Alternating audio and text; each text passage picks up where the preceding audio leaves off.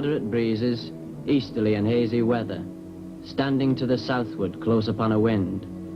At noon was in latitude of 35 degrees 10 south and longitude 188 degrees 20 west. The ship's log of HMS Endeavour, Tuesday the 26th of December, 1769.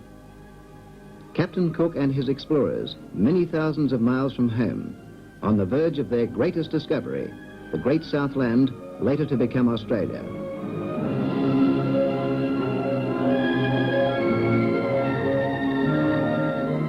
As a result of Captain Cook's discovery, a new nation was born, settled, and developed. Many things have changed in 200 years, but the call of the sea is ever strong in the blood of its settlers.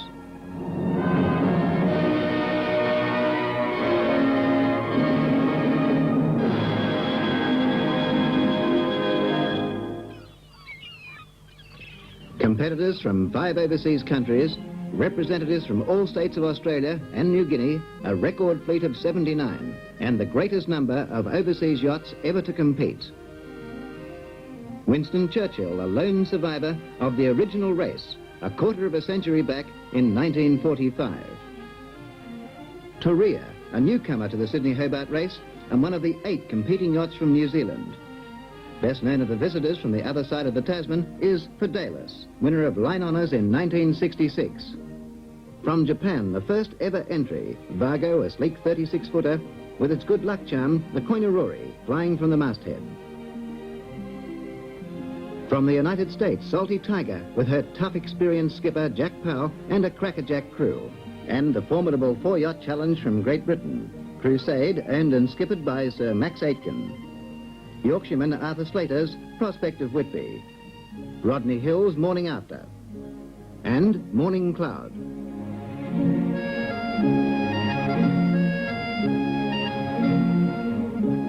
To take the helm of Morning Cloud is a most distinguished visitor, the Right Honourable Mr. Edward Heath, Leader of the Opposition in the House of Commons.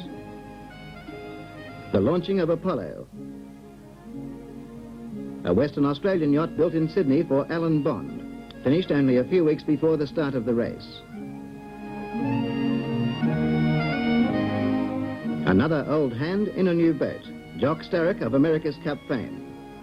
Yes, in 1969, the biggest and classiest field ever to compete. Easily a record fleet, the entries have increased nearly tenfold since the first field of 9 started in 1945. From a pioneering adventure to a major international race in the space of 25 years. Boxing Day dawns fine but overcast and hazy, with a fairly gentle northeast breeze. At CYC headquarters, an atmosphere of smooth efficiency with an undertone of nervous excitement. The greater the field, the greater the problems of organisation. But there are no last-minute mishaps, and each one of the 79 entries will face the starter.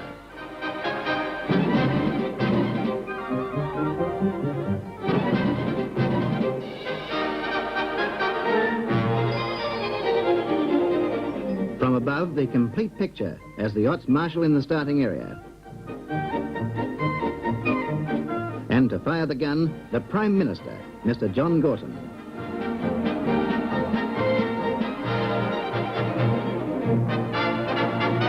And at 11 o'clock precisely, the 1969 Sydney to Hobart Yacht Race is underway. A remarkable scene, 79 racing yachts, many hundreds of pleasure craft, and on the foreshores every vantage point crowded with spectators. The Sydney Hobart is famous for its high standard of communication, and this year a new peak is expected to be reached because of the installation by AWA of ultra-modern equipment on the Caltex radio relay vessel, the Bally High. They're sailing into a light nor'easter in the Prestige race to the Heads, and a look back down the harbour shows Sydney's new and imposing skyline. Sir Max Aitken's Crusade is out in front, but close to the western side. Ted Kaufman on Mercedes, not satisfied with his course, tacks towards the east. An interesting battle of tactics as Fidelis slips past Crusade on the inside. On the eastern side, Australia's crack yacht Ragamuffin. An Admiral's Cup competitor, Ragamuffin number 70 is sailed by Sid Fisher. and Belandra 496 is skippered by the CYC Commodore Bob Crichton Brown. First through the heads, Fidelis, Jim Davin, New Zealand. Second out, Apollo, Alan Bond of Perth, Western Australia. Next, Crusade, Sir Max Aitken, Great Britain. Salty Tiger, Jack Powell, United States. Through together go Ragamuffin and Belandra, the first of the local yachts. And to complete the international lineup, Prospect of Whitby, sailed by Arthur Slater, Great Britain. The bulk of the fleet is expected to move several miles out in the light but strengthening northeasterly conditions. Fidelis makes the turn south, and for the time being, it's Indian file. Apollo on much the same course. And a magnificent picture of Crusade.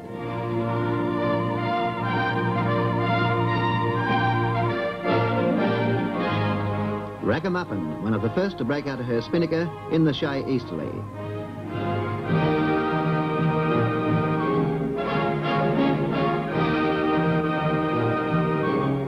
Sundowner prefers cutter gear in these conditions, and even from New Guinea at 66 feet is the largest yacht in the fleet.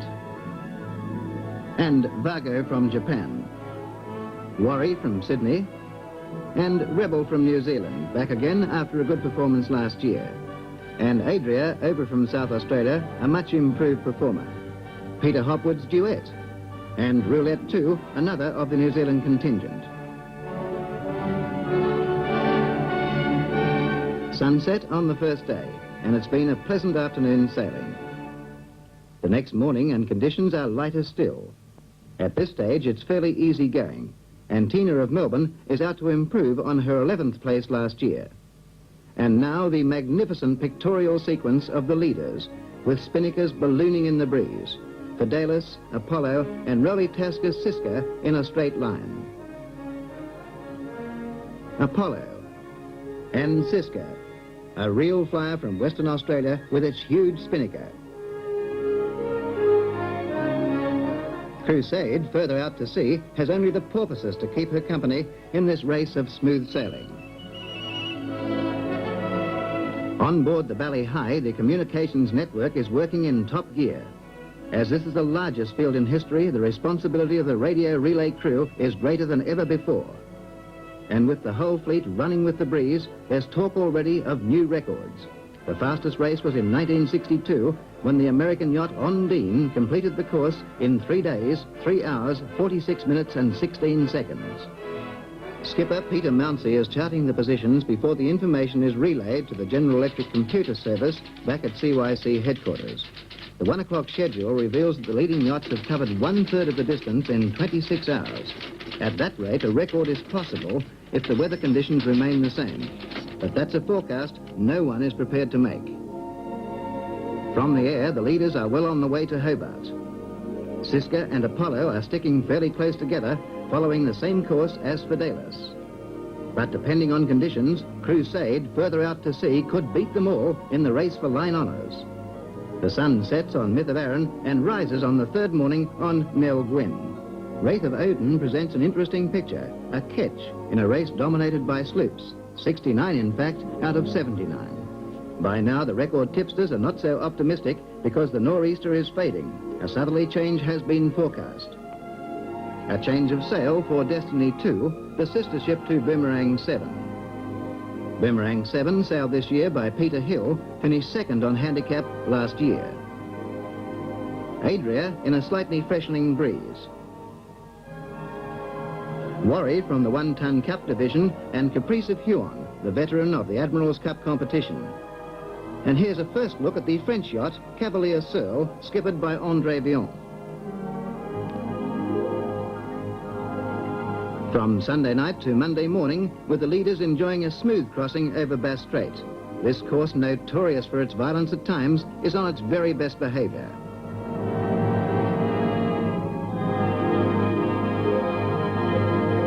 Sundowner gets the dregs of the dying nor'easter, and now the southerly has arrived with the bulk of the fleet off the coast of Tasmania. It's a complete change, and Caprice of Huon, with Gordon Ingate at the helm, revels in the tougher going. The southerly must have an effect on the overall outcome of the race. Those ahead of the change are in a much better position. Crusade is just ahead of Apollo in the scores. It's a dramatic finish as the two yachts stage a midnight duel up the Derwent. In Hobart, it's a sleepless night as thousands stay up to welcome the leaders. And out of the darkness comes Crusade, winner of line honours for 1969. And just 19 minutes behind, Apollo, a great effort on her first race. The next morning, and Prospect of Whitby in Storm Bay looks the potential winner on Handicap. The English yacht is following Ragamuffin to the mouth of the Derwent.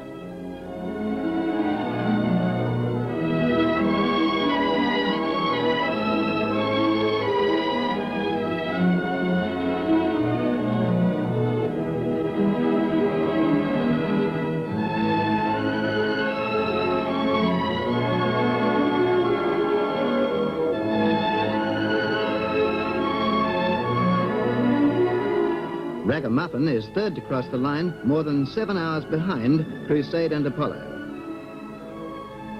Prospect of Whitby is moving expectantly to the line, but the calm is to come. In the meantime, Ragamuffin moves into the line of honour at Constitution Dock to take her place beside Crusade and Apollo. Prospect has slowed to a snail's pace, and Handicap hopes are diminishing as the minutes tick by. Skipper Arthur Slater was heard to comment, "What a way to finish a race." Further back down the Derwent, the lone American Salty Tiger is enjoying a good breeze. Proof that anything can happen on this South Tasmanian river. Prospect of Whitby, after being within hailing distance of Ragamuffin in Storm Bay, is almost 90 minutes behind the Sydney yacht in fourth place. Her main rival now for Handicap honours is Morning Cloud, yet to finish. Salty Tiger from the United States crosses in fifth place, and skipper Jack Powell makes the promise, "We've learnt a lot, we'll be back next year."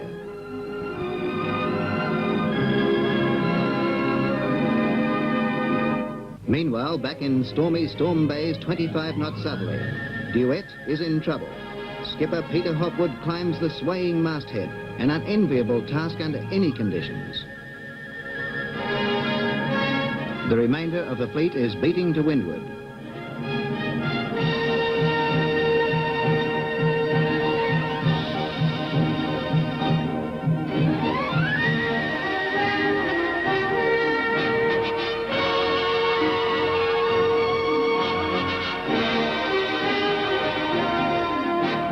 Commodore Bob Crichton Brown's Bellandra approaches the finishing line. And close behind comes Silesia with Arthur Byrne and a delighted crew. Silesia, a best ever performance to be third on Handicap. And now the winner on Handicap, Morning Cloud, the 34-footer, described by the owner skipper, Mr. Edward Heath, as an off-the-shelf purchase. She sails across the line to take out the Handicap honours from Prospect of Whitby and Silesia.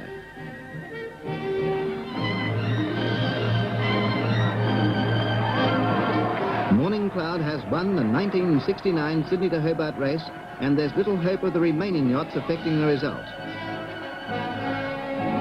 Conditions now have changed completely, and more than half the fleet is becalmed either in Storm Bay or the Derwent. What a great effort by British yachts. First and second on Handicap, first for line honours, first in Division 1, first in Division 2.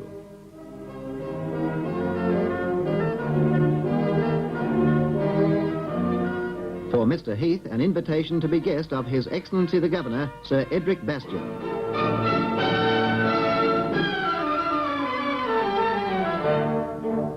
"200 years after Captain Cook, Britannia still rules the waves." Hobart, a city with a big heart, with old world British tradition and charm, which each year plays host to all sailors in the Sydney Hobart Yacht Race.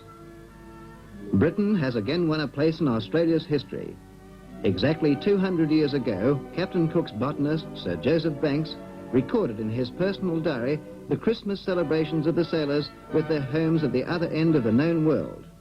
On Christmas Day, Our goose pie was eat with great approbation, and in the evening all hands were drunk, as our forefathers used to be on like occasion. And the next day, This morn, all heads ached with yesterday's debauch.